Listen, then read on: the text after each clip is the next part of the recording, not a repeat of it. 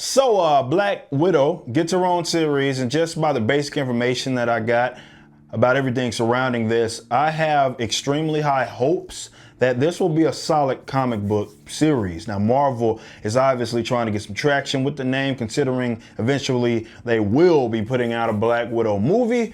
And I've always dug the concept of the character. I think that though this may change, Marvel hasn't tried to force Black Widow upon us, at least not to the extent of someone like Captain Marvel, for example. With Captain Marvel, they are trying to force her into being an icon. They literally call her that in the new reboot. In order for that to be authentic though, man, the fans, don't they gotta dictate that? But anyway, it just seems like the folks at Marvel are trying to speak it into existence. But Black Widow, even though having some respect given to her by the Marvel Cinematic Universe, she hasn't really been nearly that forced, which seems to really incentivize the writers to focus on interesting narratives. So this story takes place, of course, after the Secret Empire events. She was actually killed by the Hydra version of Captain America, and this version is just a clone that was created in the Red Room, and it has her memories implanted. So as far as I understand, much of the world thinks that she's dead. But this was written by Jen and Sylvia. Saskia Flaviano is the artist, and Veronica Gandini is the colorist. Let's get into it. Looking at the cover, I'm sure you've seen it by now. We see here a standard looking Black Widow in standard attire, sliding with guns ablazing. She looks to be in New York City, and you can see the Happy New Year sign, of course, in the back. So the work is pretty detailed, pretty solid. It's a little more detailed once you get your hands on it, the physical copy that is, but in terms of the story, it doesn't really give too much away, and credit to Clayton Crane for the cover art. First page, first panels confirm they are in New York City on New Year's Eve, and we see Cap being heckled as he's walking in this building, right? Looking at some things here that you can see that they are shouting at him, it does have some cultural relevance, such as this guy saying, "Not my captain," and another guy that said he still loved Captain and then got called a fascist. I actually like this because it's clever. It's within the context of the story, because remember, it was revealed in the Secret Empire arc that there was an evil version of Captain America, so obviously not everybody understands this, but it's culturally relevant, as "not my captain" is a nod to "not my president." So as it stands here, Captain America, depending on who you are, can either represent the country or even the president. I cannot say how much I love how this was executed. This is how you do it. So that first little scene I really enjoyed, so I was oddly anticipating the upcoming story. So basically, Captain America and Black Widow are on a joint mission, and they are still dealing with the problem of phony Captain Americas. Cap confronts an imposter at a party, and he's sort of crashing the concept of democracy, the imposter that is. And Captain America confronts the crowd, basically saying they are gullible, that they believe that this fool is the real Cap. That's like nothing that he will stand for. Of course, a bunch of robots and the fake Cap begin to attack, but I want to take in what's really going down here in the context of the videos that I've done previously. You know that I'm an AND Cap. So obviously democracy is trash to me.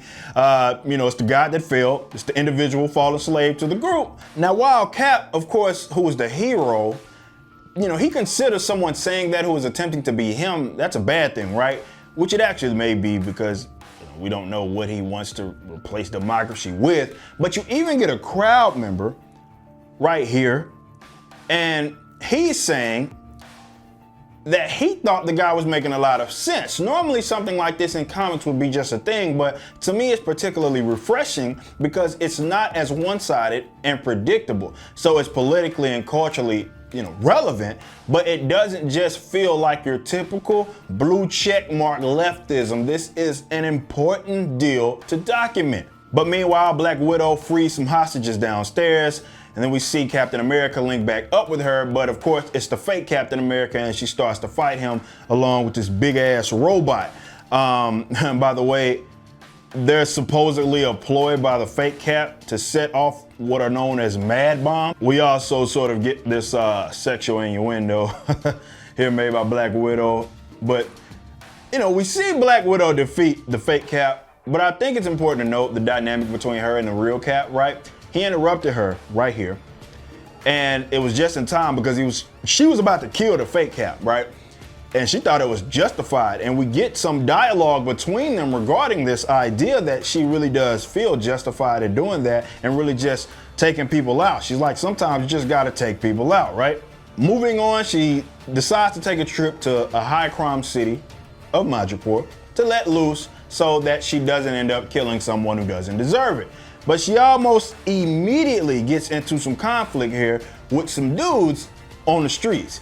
It's all kinds of weird stuff going on in the background. We even got some like cross-dressers over there in the background, whatever. It seems like she came here specifically because she knew things would pop off. In fact, she's dressed like someone that the people are, of course, familiar with. You notice she has his eye patch and whatnot. But she's knowing that she's gonna bring about this conflict, and the no-kill rule is clearly not on the table here as she's like slicing people up. So out of nowhere comes Tiger, and she of course runs things around these parts. For those that don't know, she's a bit of a crime lord, and she's had conflicts with mainly Wolverine and the X-Men, that of which Widow states, of course, she knows Logan, aka Wolverine. Tiger decides to speak to Black Widow about whatever the hell she's, doing in her place of residence. They head to the Princess Bar where we get some dialogue. Her cybersecurity man, Tech Ed, was the one who tipped Tiger off about Black Widow being in the area. They, of course, thought she was dead. She reveals that she came out there looking for a weapon, but Tiger says, which hijacks the narrative, that she actually needs the help of Black Widow, but not in the Avenger way. They show Black Widow this video of a 6-year-old girl that has been missing. She was discovered on some site in the dark web called No Restraints Play. Basically, it's a site in which they announce a victim and then they start taking bids, and the highest bidder gets to decide what happens to that victim. So Tiger is like, she needs her help to find the bastards that facilitated this because they're kidnapping the girls on the island. But, we get to see Black Widow pissed off, right? She gulps down some liquor and she's ready to go. She says she's gonna let the monster loose. But as they head out, of course, they see a man standing outside with his men. They're holding guns to these ladies' heads. And he says they're going to play No Restraints Play, which of course is the name of the site that's on the dark web, if you will. To me, this is the first issue done right, but we have to speak about how well executed it was. Look, Black Widow here is not perfect. She has her flaws, but those flaws make her relatable to not just women, but to men as well. In this aspect, they are taking a bite out of the more Punisher approach. You see the different approach from how she was early in the issue in comparison to how she is later on. Now, the writers clearly want to establish her as someone that's willing to kill, but it's unique as Cap's approach is still in the back of her head because she mentions it at the end of the video when she still talks about basically being ready to kill.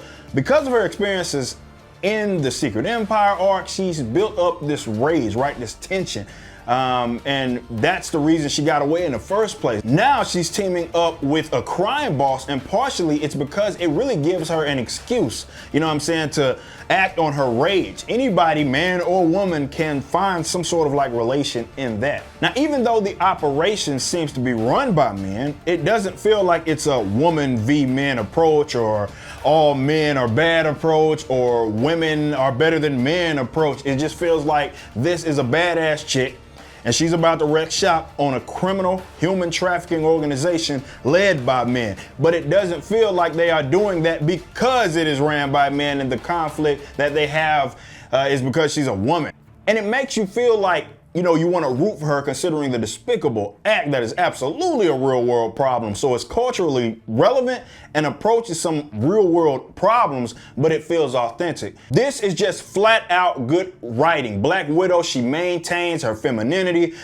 She's just a badass. And to me, this is how you make men, who largely make up the current comic demographic, enjoy female characters in today's climate. And as I've said, video after video, you can have influence on social issues in comics, without sacrificing good story and character building. The writing is so solid that I haven't even touched on the great artwork. It's pretty pacey and I like it. They aren't just like wasting panels, and it does take a more mature approach, which is not only obvious in the fact that she of course wants to kill people, but within those demons that she's dealing with. It's a real adult issue when you talk about her conflict with this future villain, and it's an adult theme. So I highly recommend it. This is a great first issue, and hopefully they can really keep this up, keep up that momentum. But yeah, until next time, man, y'all be easy.